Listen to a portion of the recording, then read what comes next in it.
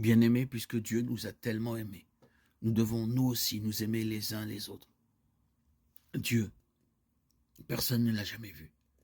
Mais si nous nous aimons les uns les autres, Dieu demeure en nous. Et en nous, son amour atteint la perfection. Voici comment nous reconnaissons que nous demeurons en lui et lui en nous. Il nous a donné part à son esprit. Quant à nous, nous avons vu et nous attestons que le Père a envoyé son Fils comme sauveur du monde. Celui qui proclame que Jésus est le Fils de Dieu, Dieu demeure en lui et lui en Dieu. Et nous avons reconnu l'amour que Dieu a pour nous. Et nous y avons cru. Dieu est amour. Qui demeure dans l'amour demeure en Dieu et Dieu demeure en lui. Voici comment l'amour atteint chez nous sa perfection. Avoir de l'assurance au jour du jugement. Comme Jésus, en effet, nous ne manquons pas d'assurance en ce monde. Il n'y a pas de crainte dans l'amour. L'amour parfait bannit la crainte. Car la crainte implique un châtiment et celui qui reste dans la crainte n'a pas atteint la perfection de l'amour. Parole du Seigneur. Lecture de la première lettre de Saint Jean, chapitre 4, versets 11 à 18. Tous les rois se prosterneront devant lui. Tous les pays le serviront. Dieu, donne au roi tes pouvoirs, à ce fils de roi ta justice. Qu'il gouverne ton peuple avec justice, qu'il fasse droit aux malheureux. Les rois de Tarsis et des îles apporteront des présents. Les rois de Saba et de Séba feront leur offrande.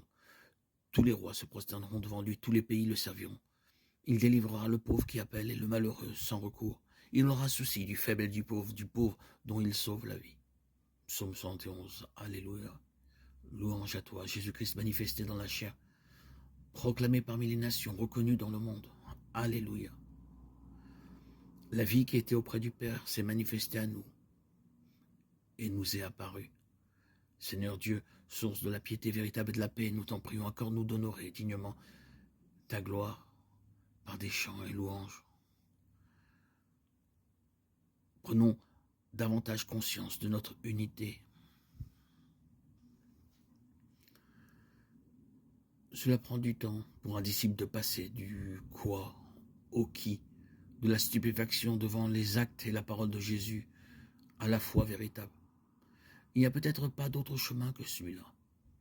Être d'abord témoin de choses, d'événements surprenants, puis témoin de paroles et enfin témoin de quelqu'un.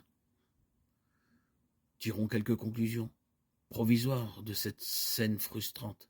Les disciples qui nous représentent sont sous le choc, au point qu'ils ne retiennent de la parole que le ton et nullement le contenu. La violence fait écran à la parole.